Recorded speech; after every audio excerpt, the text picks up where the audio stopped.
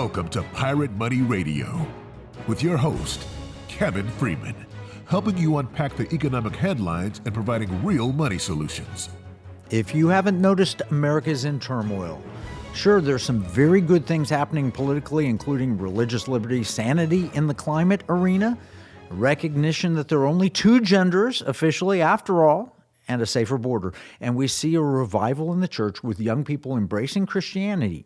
But we also see the rise of Islam. Across our nation, wars and rumors of wars, and a great deal of anger and vitriol. There is so much hatred and divisiveness bubbling up. I'm here to tell you that this is not all natural. In many cases, it is contrived. Unfortunately, metaphorically speaking, the gasoline has been spread and a match has been lit. We will not be prepared to fight this or even pray against it unless we understand who is behind it, where it started, and the challenges we're rapidly facing. To help unpack this mess, I'm joined by the great Mike Carter, my friend of more than 3 decades, business partner, comrade in arms for more than 10 years. Welcome, Mike. Hey, great to be here, Kevin. I've just been looking through some of the notes, and the content that you have here today is spiritual leadership, thought leadership. I'm excited that we'll be able to share this with our audience today. Well, today I want to share about an overview of the book I'm working on, which is also a series that we're running on our sister show, The Economic War Room on Blaze TV. The title of the book and the series is The 4 Horsemen of the American Apocalypse and Our 6 Trials by Fire. What do you think? It sounds more like a Harry Potter novel, or maybe Jonathan Kahn and the Revelation. It sounds a little scary to me, but it's not unlike how a lot of people feel. Like, what's going on with the economy? What's going on geopolitically? I mean, there are forces out there that we've not typically been dealing with or aware of before. And I think this lays out what's really the framework of what we're battling. Yeah, well, it's all too real. Hate to say it. And the 4 horsemen, that sounds like it's from the Bible, right? The book of Revelation. And there are 4 horsemen in the Bible. It's a part of the end time story. And I want to be careful to say this is about America's judgment facing, not the judgment for the whole earth. I mean, Jesus may tarry 1,000 years or 10,000 years, or he could come back tomorrow. We have no idea. Yeah, so this is not biblical prophecy, but it is, you can see a framework on how it fits into what's in the Bible. Exactly. And there are seasons and times that we see that look like the end times. There are birth pangs, there are tremors. We see all of that. And I'm borrowing from the analogy from the Revelation 6. The Bible talks about 4 horses. And in verse 2, and I looked and I saw a white horse. The white horse was conquering and a conqueror. And then in verse 4, another horse, fiery red, went out, took peace from the earth with people killing one another. So there's a white and a red horse, and then a black horse with a pair of scales in his hand, and says, a quart of wheat for a denarius. A denarius was a day's wages. That's inflation and food prices. We're dealing with that today. And verse 8, and behold, a pale horse, and the pale horse was death and Hades. Demons roaming free on the earth, martyrdom, cosmic disturbances, earthquakes, collapse of society. You know, those things are in the Bible. I'm not trying to draw that analogy here, but I am saying that there are 4 horses that we're facing as a nation. Yeah, but I think bringing visibility to it, it's good for all of us to look at that and be prepared for what might be coming. And starting with Revelation is always wise. And now to look at, let's look at what this means to some of the geopolitical and economic things that we deal with every day and how that might feed into some of that. Yeah, and the 4 horses, we have different colors. And the red, I guess, is the same, but we have red, green, blue, and yellow. Some people say, I love the red, white, and blue. Yeah, maybe so, but not the red, green, and blue, and certainly not adding yellow to it. Let's walk through those horses, the ones that we're facing, and just take a little highlight from the colors. You know what I mean by the red horse. What do you picture? It's definitely the communists, and you've been warning about this since, early 2000s about the communist threat and their unrestricted warfare and what they're doing to try and take over America, to actually take over the world. Now, a lot of that's coming to fruition. People didn't want to listen to it before, but now we see if they would have listened then, what we could have done to not get into the situation we are in today. I wish that we had taken some other choices, made some other choices going back, but the red is definitely primarily Chinese communists, but it's communists. The green is Islamists that want to promote Sharia law and enforce it. The blue is globalists. The yellow is our own traitorous greed, apathy, and cowardice. But in terms of the red, let's understand where it started. Communism began with Chairman Mao and his little red book. So the red horse carries a little red book, right? Yep. And that would start in, I think it was 1949 with the creation of the People's Republic of China. And it's not people's driven, it's Communist Party driven. It's not a republic, but it is China. The Chinese people are really wonderful people. I visited China. I love the people, but the system, the CCP, is like a fiery red dragon from hell, or in this case, a red horse. And it was a very brutal communism. And under Mao, they killed a lot of people to take the country. And then they had the Great Leap Forward, which caused a famine. They said, let's be really communist. And they told all the farmers to be really communist. And tens of millions of people died in a great famine. Evil. Then evil. It still exists today. That same evil is still there. It's not quite as blatant, but it's an oppressive regime that's not doing good for the people. Well, they tried communism and it failed. So then they had a cultural revolution, which was we're going to punish anything that's not truly aligned with us, which was brutality and repression that lasted from 1966 to almost 1976. But something really changed. Near the end of his life, Chairman Mao encountered our own President Richard Nixon. And everything was peaceful from there? Yeah, well, things did change from the brutal repression, but it began a new era that was known as hide and bide. But do you remember that as a kid? Nixon goes to China and all the adults talking about it. I mean, China was the place that you by the way, you worried about the poor kids in China because if you didn't eat all your food, somehow they were going to starve. I do remember that. But then Nixon went to China. We were, what, 10 or 11 years old? Yeah, I remember that. And I remember China being, what is this new China thing? And, the cheap stuff comes from China. That's what I always remembered as a kid when it started. I'm going to jump on that. Cheap stuff comes to China. People don't realize this. This was a revelation to me when I was researching this. Nixon went to China. Everybody says, he went to China with Kissinger so that we could blunt the Soviet Union's advance. And so he would have, it's like taking something from their hemisphere geopolitically for military purposes. That's not why he went to China. And when I heard this, it blew my mind. Why did he go to China? Well, in August 1971, Richard Nixon took us off the gold standard. Why did he do that? Because so you're following the money here. It is all about the money here. Nixon took us off the gold standard because Charles de Gaulle showed up. We had from Bretton Woods until 1971, Bretton Woods had happened in 1944, the dollar was the world's reserve currency and it was backed by gold. And anytime you wanted to, as a foreign nation, walk in and exchange your dollars for gold, we would give you your gold back. Now, we didn't give it to American citizens. In fact, from 1933 to 1973, it was illegal for an American to own gold as money. Illegal under an executive order, which I think is wholly unconstitutional, but nevertheless, it was the law of the land, and you couldn't own gold. But foreign nations could exchange their dollars for gold. It was 40% backed under the Federal Reserve Act. The purpose for it was Charles de Gaulle from France shows up with a destroyer in the harbor, New York harbor, and says, I want my gold.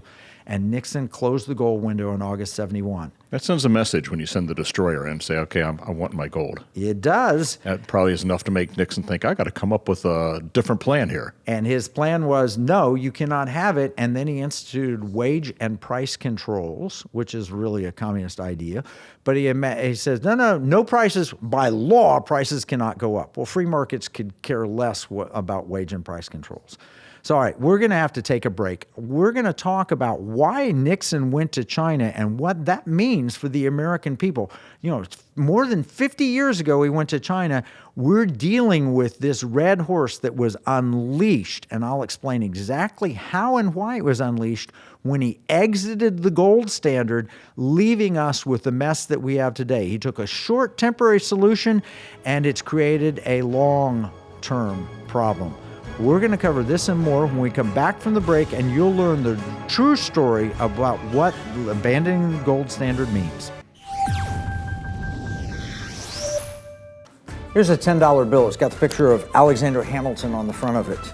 You know, it's kind of sad. When I was 10 years old, everything that I could buy for $1 now costs about $10. That's the cost of inflation. It's just paper. It's not backed by anything. You can't exchange it for gold and silver. You used to, but you can't do that anymore. And that's unfortunate. You know, pirates wouldn't accept this. Pirates, they wanted gold and silver.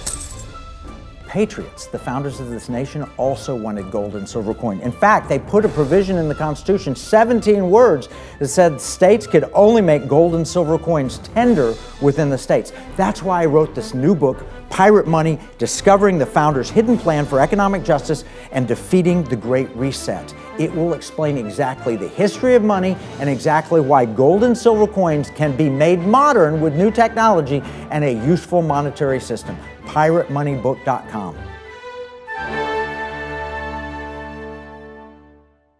I'm outside Babe's, which I'm told is the quintessential chicken restaurant here in Roanoke, Texas. Let's go and see if we can buy the food in here, chicken with gold. This is gonna be the fried chicken. This is unbelievable. How am I going to fit all this in? I seriously actually don't know how to begin with this. This is so overwhelming. Do you think I can pay with gold? I don't know. You may have to ask the cashier. I don't handle it. Can I pay with gold? But actually, you said I could pay with this? Okay, I'm gonna pay with this, but I'm gonna pay with gold. So look at the price of gold going up. That's pretty cool, yeah? Right, this is Babes, yeah? How much gold did I pay? Gold, how many grams? 0.26. 0.26, quarter of a gram of gold. How about that? That's pretty cool. That's pretty cool, yeah. Success! All with gold, paid with glint.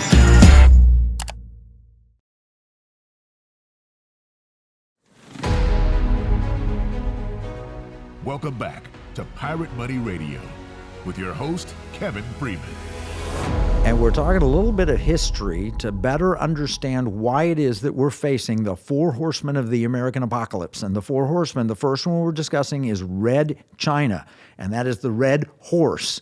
And Mao had the little red book. We're talking about communist China. Nixon abandoned the gold standard in 1971, and when he did, in August 1971, prices started to skyrocket. He then instituted wage and price controls, and he and his Bill Simon and others, his Treasury Secretary and Henry Kissinger, all got together and said, how do we keep prices down? And they did what you said, Mike. You said, I remember as a kid, China meant cheap goods. Yes. That's it. And the whole time I'm thinking they're these great leaders just working towards world peace. Yeah, no, he was working towards where do we get cheap goods. So he went to China and made the same deal that he also struck with the Saudis the next year, essentially. We will give you a lot of American investment, and we will help you build out factories, and then your cheap labor will supply us cheap goods. But here's the promise, Beijing. You promised to recycle the dollars back in and buy our treasury bonds. Yep. And that's what China did. They bought our treasury bonds. And under then Chairman Deng, he came out with the architect of modern China for his contributions for socialism with Chinese characteristics, and he had the phrase, hide your strength, bide your time. China was never ceasing to be belligerent. They never lost their appetite to control the world, but they were the 12th largest economy on planet Earth back then. 12th largest.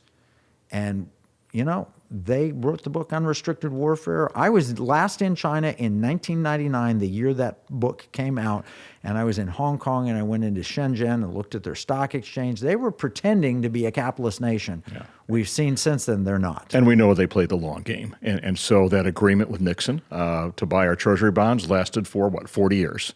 And so they probably had their 50-year plan, didn't they, or their 60-year plan? Yes. You know, they owned 12% of our outstanding federal debt when that agreement ended at its 40-year mark, which was 2013. And immediately they came out and said, we're going to de-Americanize the world. It's time for us to no longer hide and bide. It is time for us to remove the dollar as the world's reserve currency. That hide and bide, that's not like hide and Biden, is it? No correlation there. Hide and Biden, no. It wasn't part of their plan, was it? Biden. Put them in there, hide, and we'll do this kind of thing. I'm just having a little blood fun here. money, why the powerful turn a blind eye to while China kills Americans. That's written by Peter Schweitzer here on the table. 2013 was four things happening. The emergence of China as a world's second largest economy, passing Japan. That's when they did it, 2013. The emergence of President Xi, the development of the Belt and Road Initiative, and the declaration that the world must be de-Americanized. That's the end of the 40-year agreement. And from that point on, they have conducted financial warfare. Now, I found something this is the House organ of the Chinese Communist Party, the Central Committee of the Chinese Communist Party. December 2010, they wrote, economic warfare. Of course, to fight the U.S., we have to come up with key weapons. What is the most powerful weapon China has today? It's our economic power, especially our foreign exchange reserves. The key is to use it well. If we use it well, it is a weapon. If China stops buying, other countries will pay close attention or are likely to follow. Once the printed excess dollars cannot be sold, the depreciation of the dollar will accelerate and the impact on American wealth will be enormous. They wrote that in 2010. That is a part of their plan to steal, kill, and destroy and displace America. But 2010 was the time when you were walking the Capitol warning about this, and everybody said, no. China needs us. They're our friend. They would never do this. They're our banker, is what they said. And that's how Nixon treated them. We'll give you all this money and we'll buy your cheap goods. And they hollowed out American industry. In exchange, built up China. They became the second largest economy in the world. And then they began this process of steal, kill, and destroy. And you know who does that? The thief. Mm-hmm. Jesus said it, John 10:10, the thief comes to steal, kill, and destroy. Do they steal? Well, CBS News headline, Chinese hackers took trillions in intellectual property from about 30 multinational companies. I saw it firsthand when I was in Shenzhen. They told us they were going to steal the technology of Americans. Here's stealing. Elements of China's military, state, business, and academia have been interwoven. The American economy loses $5 trillion each year, 30% of our U.S. GDP, when you factor in the full value of stolen innovation. And that's from Warning Order, a book that I contributed to. And then here's the kill, the secret speech of General Qi Haoqian. I think I said that right. I don't speak I'm not going to correct Chinese. you, but that sounded official to me. Yeah. So in 2003, it says in 2005, Epoch Times acquired a secret speech given by this defense minister, and it was given before his retirement, and he basically talks about the life and death struggle between China and the United States. Back when they're saying they're our friend, and he said, we can't beat them with conventional weapons. We have to clean up America because China is so polluted. We need to move to the Western Hemisphere and put Chinese there. And they're going to do it through immigration. They're going to do it this. But they said conventional weapons won't do. Neither will highly destructive weapons such as nuclear weapons. Why? Because they didn't want to irradiate America and then they couldn't live here. So what did they come up with? Do you know? Well, I think they like the EMP idea. That's the cleanest way to eliminate everybody, right? EMP, no, they had another idea that he mentioned, biological weapons. Well, this they like that one as well. Yeah, biological weapons are unprecedented. Their ruthlessness. If biological weapons succeed in a surprise attack, the Chinese people will be able to keep their losses at a minimum in a fight against the United States. We know for a fact that this escaped from a Chinese lab. Yeah.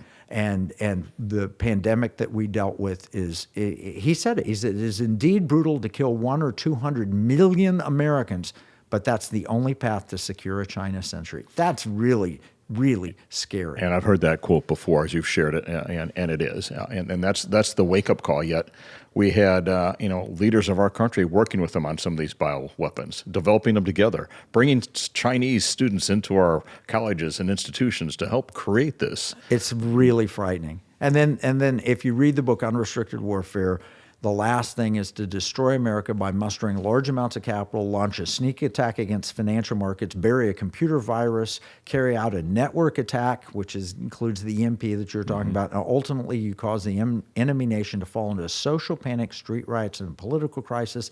And we have strong evidence that China was funding the Black Lives Matter riots. And there's a push for communism in America being funded by the Chinese. It certainly seems like it's all about the money. Yeah, and that street riots and attacking culture is not just China, but we're seeing Russia with similar language to that. It is a communist plot, and it's about the money.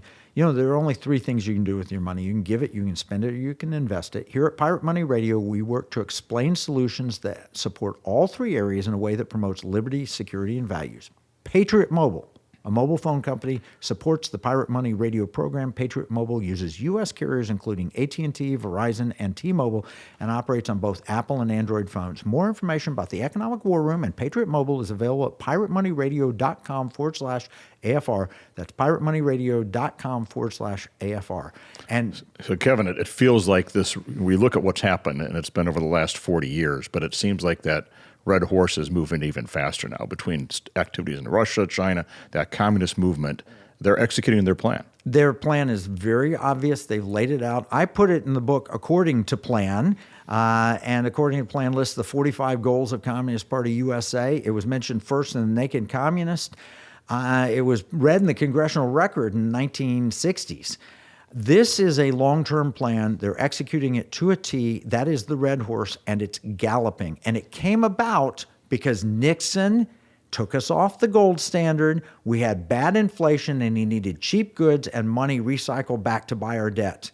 This was that Faustian bargain taken by President Nixon that enabled the red horse to be unleashed. China would be the 12th largest economy on planet Earth today, smaller than Italy and France and Spain and other countries, had Nixon not struck that bargain. And what causes empires to crash? It is. It's always about the failure of the money, when the money faileth. And we'll be talking about that. All right, so that's the red horse and is galloping. I need to move to you've heard of the red-green axis. Yes. We've talked about that before. We now believe it's a red, green, blue, yellow axis, but the red... Well, you kind of had me concerned with just the red horse. Now we've got more out here that's going to trying to take us down? Well, you look at the combination working between communists that just got elected in New York, who also happens to be a Shia 12er Muslim, and you see the rise of Islam. And that is, look, if you have a Muslim neighbor and your Muslim neighbor does not have any plans for implementing Sharia law across your city, we have freedom of religion. But Islam is not a religion for many, many people. And some would say that that correct Islam, from the correct reading of the Quran and everything, it's a geopolitical system intent on conquering and conquering others. It's like the white horse from Revelation. We use it as the green horse here. But it's clearly an ideology. This is not a religion per se. It's an ideology. It's a political system they're trying to implement. It is, that forces women to cover up. It forces all kinds of behavior that we don't think is very American. Now, Nixon unleashed this one also. I hate to say it, but when we left the gold standard, we also unleashed the green horse in 1973. Now, I don't believe that President Nixon intended to unleash the launch of a new Islamic caliphate and usher in modern terrorism. I don't believe that. His outreach was purely economic in nature, as far as I can tell. But nonetheless, even if unexpected, there were direct repercussions, because when he went to Saudi Arabia and said, look, we will defend your nation, and you will then price all oil in dollars. It became known as the petrodollar, which, by the way, people will say, oh, that's a myth, that's conspiracy theory and everything. They said that until it came out in documents that it was exactly what they'd done, and that was a 50-year agreement that lasted from 1973 to 2023, and then all of a sudden oil is being priced in things other than dollars, and not every dollar the kingdom makes or the Iran makes, they're not putting those back into treasury bonds. He had a problem. He had two problems. He had one problem: inflation was hitting the American people hard, so he had to get cheaper oil and cheaper goods, right? And so he struck deals to get those. And then the second problem was he wanted to unleash federal spending and have more money to spend, and so he struck a deal that they would invest only in U.S. treasury bonds. That was the de facto currency of the world. That's how we kept our reserve currency status. And in doing so, he had plenty of money in the U.S. Treasury to spend deficit spending. We could borrow from the Saudis and we could borrow from China. And that seemed to be working all right till we decided, gosh, we don't need to tie anything to anything anymore. We can just keep printing money. At the same time, our adversaries are working on 40 and 50-year plans saying, we can make this change. We can win. Yeah, well, we are facing 4 horsemen of the American apocalypse. We've covered 2 of them, or just started on the second. We will cover the others right after this break. You're careful about what you bring home when shopping, especially when it comes to feeding your family. Shouldn't your investments work the same way? At Timothy Plan, we offer a wide selection of mutual funds and ETFs that can help you allocate assets without compromising your values. From technology to healthcare, energy to real estate, our funds are not only diverse but uncompromising to your values. Timothy Plan funds are filtered to avoid companies involved in abortion, pornography, human trafficking, and other harmful agendas. What you invest in should reflect what you stand for. Are your investments bearing good fruit? What's in your portfolio? Contact your financial advisor today to find out, or contact Timothy Plan directly at 1-800-TIM-PLAN to discover more. Before investing, carefully consider the fund's investment objectives, risks, charges, and expenses of the investment company. This and other important information can be found in the fund's prospectus. To obtain a copy, visit timothyplan.com or call 800-846-7526. Read each prospectus carefully before investing. Investing involves risk, including the potential loss of principal. Gold holds its value far better than the US dollar. Let's see what happens when I go in this sweet shop and pay with gold. Can I pay with gold? I mean, you can wait, find out how much it costs. Do you know what? Basically, do you know why I'm even using gold? I do not. It holds its value over time, but it's a bit difficult to spend, isn't it? Do you take this? Yes. That's MasterCard. Yeah, but this is. I'm actually going to pay with gold, believe it or not. Using this. That's my MasterCard, and it's linked to my gold wallet. So let's just watch that. Authorizing. Yeah, add a tip. Thank you. So this is your store? Yes, sir. And how much gold did I pay? 0.2243 grams. Yeah, success. Bought with gold, paid with glimpse.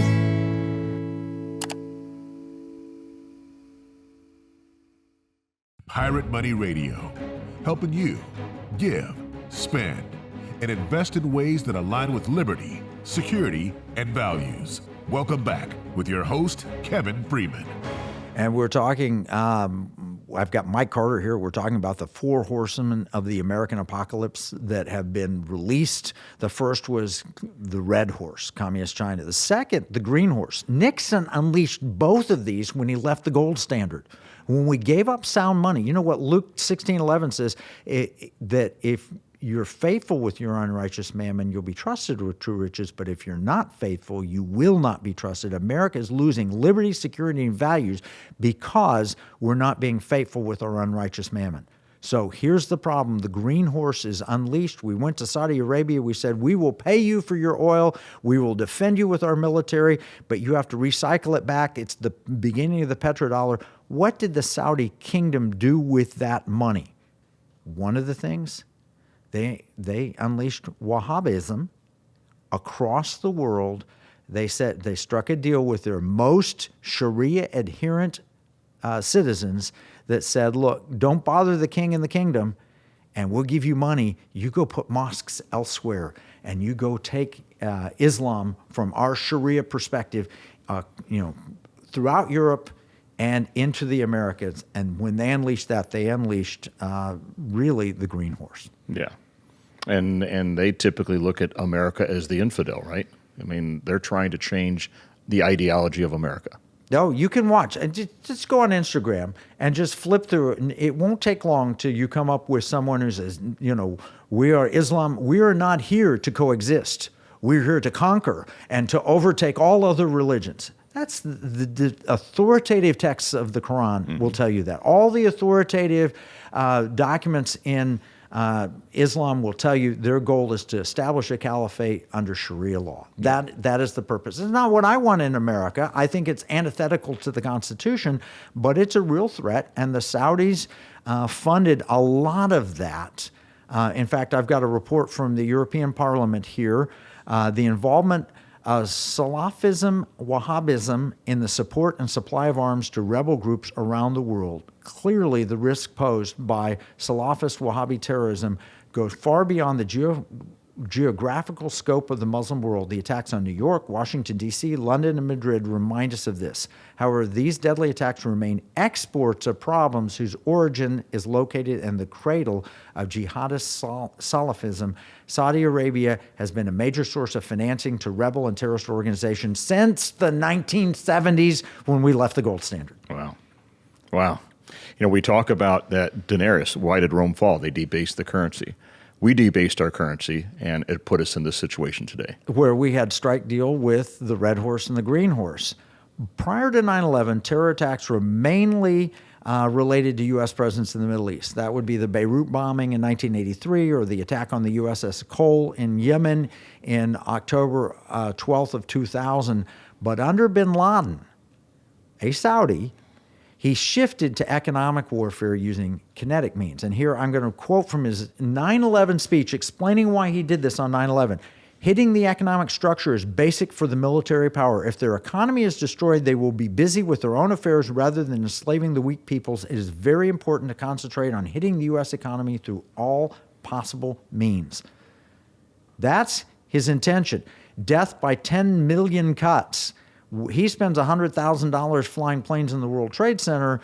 We spend trillions of dollars fighting wars in the Middle East. Yeah, but, Osama bin Laden, he's gone now. Our problems are solved, right? Yeah, well, all right. So here's another guy that's gone, Sheikh Yusuf al-Qaradawi, arguably the world's most influential Islamic scholar. This is from a blog post, Is Capitalism Incompatible with Sharia? He's the guy that wrote about, prior to 2008, wrote about destroying the capitalist system. He says, the collapse of capitalism shows that the Islamic economic philosophy is holding up. And Yusuf Talal da Lorenzo, an Islamic finance expert, was even more sweeping in his claims. So he went even further and basically said we've got to destroy capitalism so it shows Islam is superior. Wow. And sell dollars and buy gold. Huh, interesting. Yeah, no, that's Ayman Zawahiri called expressly and repetitively on the Islamic public to sell their U.S. dollars and buy gold instead. He predicted a collapse in the infidels' economy starting from American markets. Now, that was in 2008, but guess what? They were bound by their agreement till 2023 to keep the petrodollar going. Right now, the attacks on the dollar that we're seeing are in part because we unleashed the red horse and the green horse. Can we get them back in the fence? Can we get them back in, to where there's I think they see blood, and I think that they see us at risk, and so they've shifted in strategy to civilization jihad. It goes beyond the Saudis to the Muslim Brotherhood and Qatar and Iran. In fact, the Crown Prince has cracked down in Saudi Arabia on terror groups, and so that's to his credit.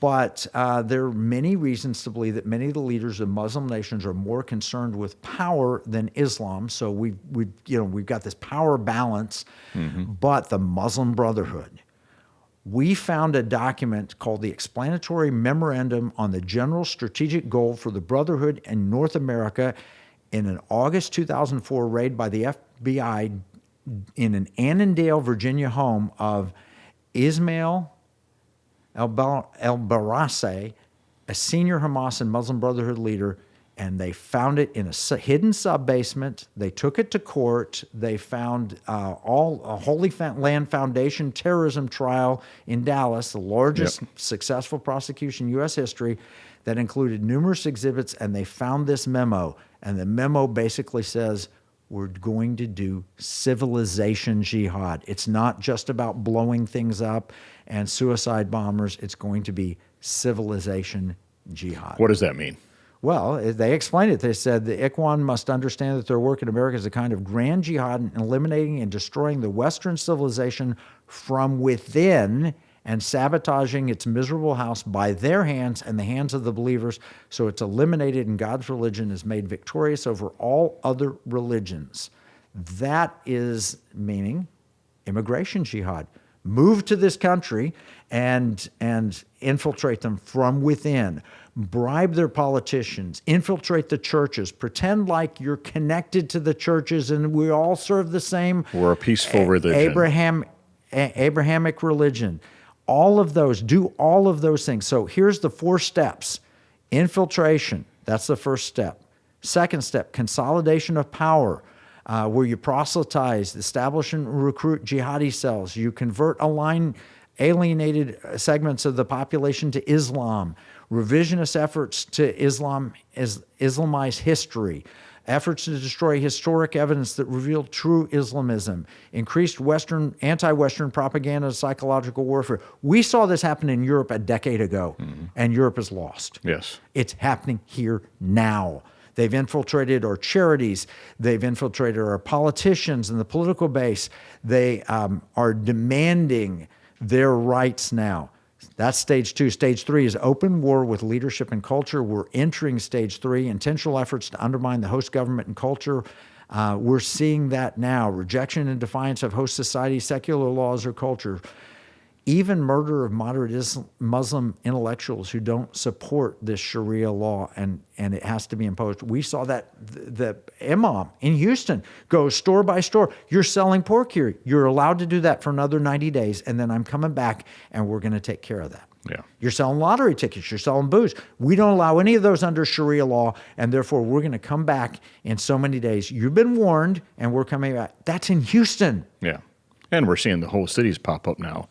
That are going to be, looks to me, going to be based upon the same radical Islam element. So they're going to have their own schools and communities and all that stuff. Luckily, we're seeing our governor in Texas here take a stronger stand on this. It's no longer just recognized as a peaceful organization, but some of those are real threats. Yeah, no, Governor Abbott designated the Muslim Brotherhood and CARE as foreign terrorist organization, and President Trump signals that he's going to designate the Muslim Brotherhood as a terrorist. Now, by the way, that's racist. Not necessarily. Do you realize Saudi Arabia, the United Arab Emirates, and Egypt, I visited Egypt, they consider the Muslim Brotherhood a terrorist organization. So I don't think it's all that racist, but it's a green horse, and it's riding in America, and you see it, 2 things, red horse, green horse. Zoran Mamdani, the mayor-elect of New York, is both a communist, he'll say democratic socialist, but that leads to communism. That's what Lenin said. That's what Marx would say. He's a communist. He's an Islamist. He's a 12er Shia Muslim that is tied to Iran. And he is also a globalist. So the green horse is riding. We have to pay attention. And don't be hateful to any Muslim. Share the love of Jesus with them, but we have a right to defend Western civilization and Christian values. It is a civilization jihad, and we must stand ready against the green horse and the trials by fire unleashed by it. The next threat, though, you know what it is? The blue horse.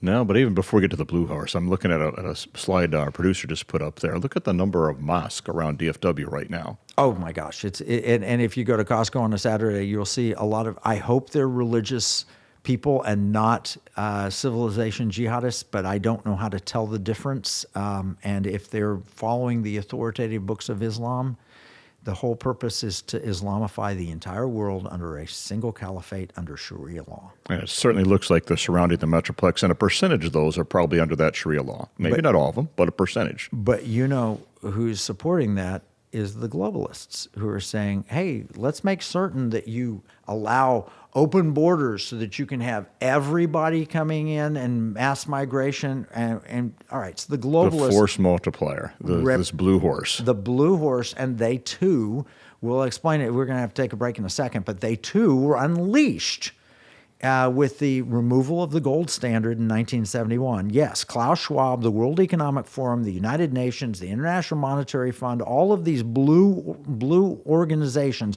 representing the blue horse were unleashed by President Richard Nixon in 1971. But they have worked with the communists.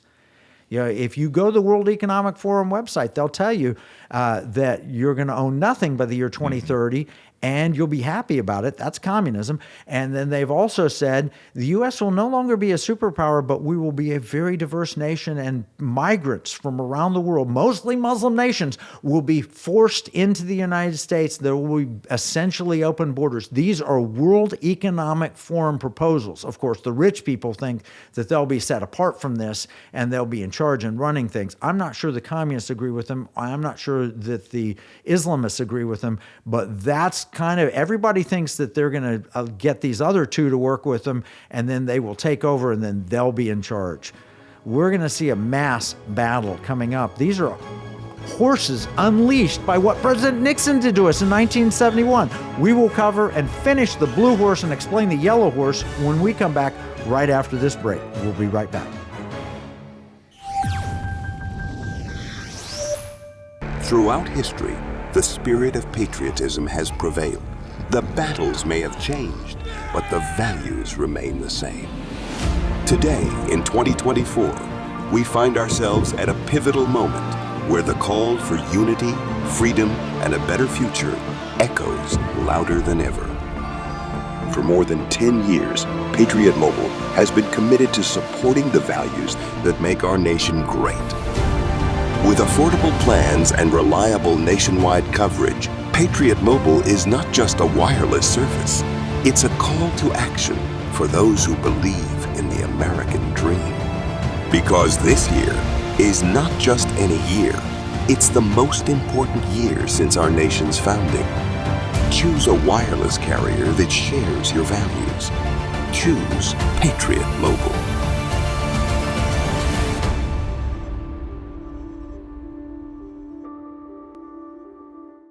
Washington said paper money opens the door to every species of fraud and injustice. Jefferson said paper is poverty. Hamilton said to emit an unfunded paper as the sign of value ought not to continue a formal part of the Constitution. The founders hated paper money, so they put a pirate money clause in the Constitution for our state to use. Learn more at transactionalgold.com. Pirate Money Radio, helping you give, spend, and invest in ways that align with liberty, security, and values. Welcome back with your host, Kevin Freeman. Yeah, I'm joined by Mike Carter. And Mike, my mind was blown when I realized that Nixon leaving the gold standard is what caused the rise of China. They would never have risen without American money. And we invested in them, bought their cheap goods, and they reinvested and funded our growth of government that put us in this debt problem that we're in, which the debt problem, the dollar risk, the immigration, all these, by the way, are our 6 trials by fire that we're going to have to face. And we'll cover that in next week on Pirate Money Radio. But that third one, the blue horse, that one surprised me. That it was Nixon leaving the gold standard that spawned even that. Yeah.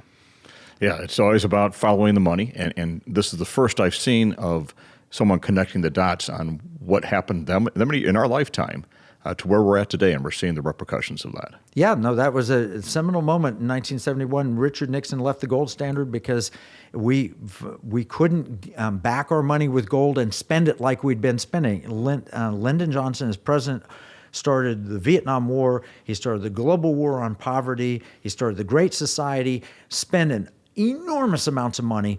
And Nixon walks into the White House and realizes, you know what, this is unsustainable. We can't continue to back our money with gold and do all these things. So he removed the gold backing. It was the debasing of the currency, which always leads to the collapse of societies. And he did that in a fateful decision at a Camp David meeting in early 1971. And here are comments from the World Economic Forum website. It says, the Camp David meeting that decided to end gold convertibility led to a new world order. That's where it came from. When you think World Economic Forum, don't you think New World Order? Yes. Klaus Schwab with his, and we are about to embark on a New World Order. You know, you hear him saying that. It's just global peace, though, Kevin. Yeah. I mean. Well, he said for the first time in the post-war era, America's allies and trading partners agreed to share more of the economic burdens of leadership. We had economic leadership. We had sole economic leadership, but we're going to share the economic burdens of leadership. And who did we share it with? The Chinese and the Saudis. That's where it happened, and it all happened. And you know what? Do you see the pattern here? All red, green, and blue were launched when we left the gold standard.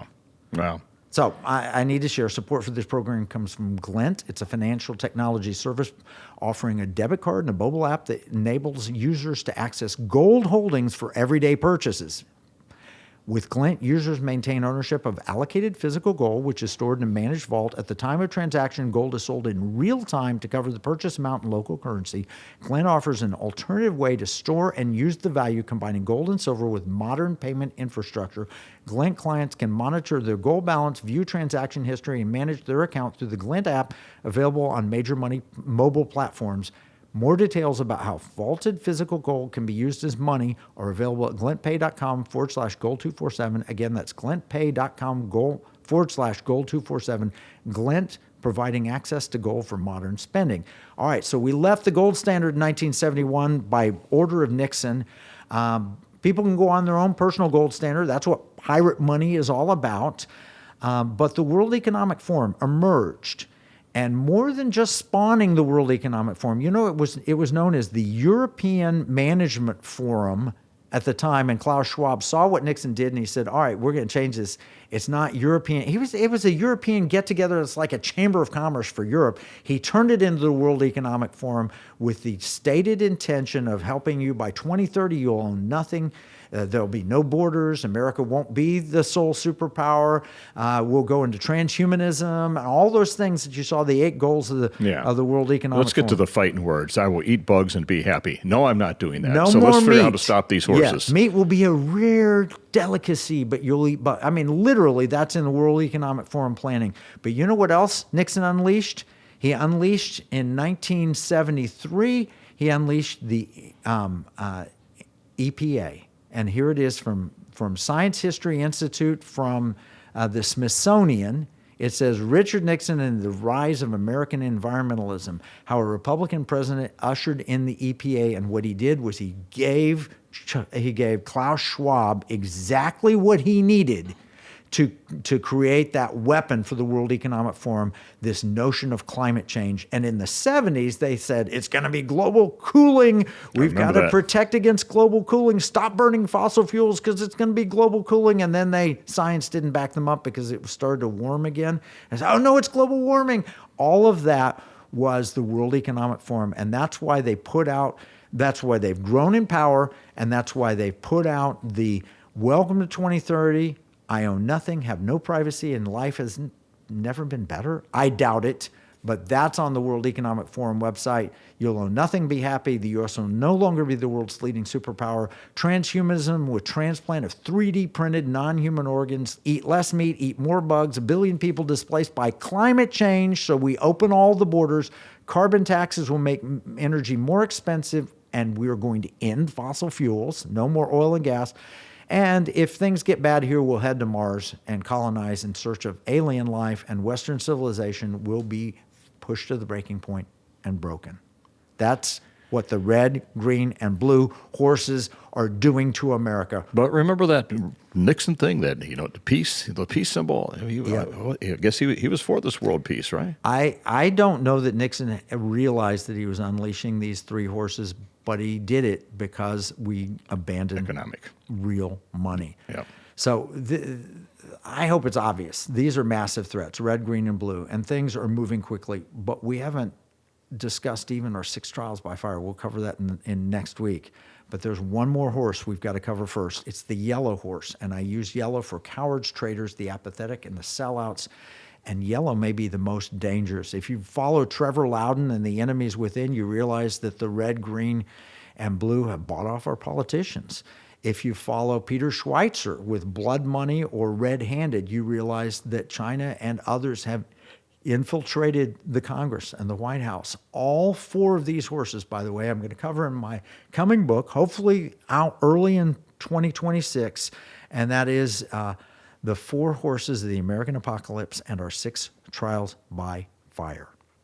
So the 4 horses of the American apocalypse sound bad enough to me, and then we got 6 more trials on top of that? Well, the 4 horses are unleashing trials, and that, again, we borrowed from the Bible. In Revelation 6, it talks about the seals of judgment. Now, I don't want to make this seals of judgment, so I made them trials by fire, but I think it's interesting, the trials by fire, and just as a teaser for next week, the trials by fire are money related, and God talks about having our works tested by fire. Will they come through in a good way and be purified? If they're gold and silver, they will. But if they're wood, hay, and stubble, what happens to wood, hay, and stubble in the fire? It burns. So you're telling me there might be some good news in this framework you're laying out, because for just a few seconds there, I was thinking, remember when Glenn Beck, when you were warning about economic warfare in China in 2009, 2010, and Glenn says, this Kevin Freeman guy, he's got to get invited to less parties than me. He can't be a lot of fun. Yeah. There is a solution to all this. There is a solution. And, the most common comment I get when I go speak is, I believe everything you're telling me is true. It's very scary and very dour, and yet you seem optimistic. Mm-hmm. Why are you optimistic? And I said, because the principles of God are true. If we have an awakening in this country, and we've got an interview coming up with Jacob Owens in a couple of weeks, where we'll be talking about a great awakening, and if we turn to God and God's principles, the first principle we have to do is Luke 16:11, get the money part right. If you're not faithful with your unrighteous mammon, no one will trust you with true riches. If you're faithful in the small things, God will set you over greater things. To get where we need to seek first the kingdom of God and his righteousness. The rich young ruler, what do? Deal with your money first and then come and follow me. We need to deal with the money part, and the good news is we blew it in 1971, but we have a way back. We call it pirate money, and that's what this show is built on. Optional, transactional, gold and silver is money protected from inflation, true economic justice, already passed in how many states, Mike? We passed it in 5 states. 6? And, we passed it in 6. We're still working on that governor to understand how it really works. And he is questioning now, well, maybe I shouldn't have vetoed that one. And we've got more states looking at this as well. And which are the 5 states that it got signed into law? Texas, Florida, Arkansas, Louisiana, and Missouri. So those are all in the process of implementation right now, and we're going to see probably Florida come in June of this year, and then Texas probably sometime this year, and maybe early 2027. Arkansas is looking at rules.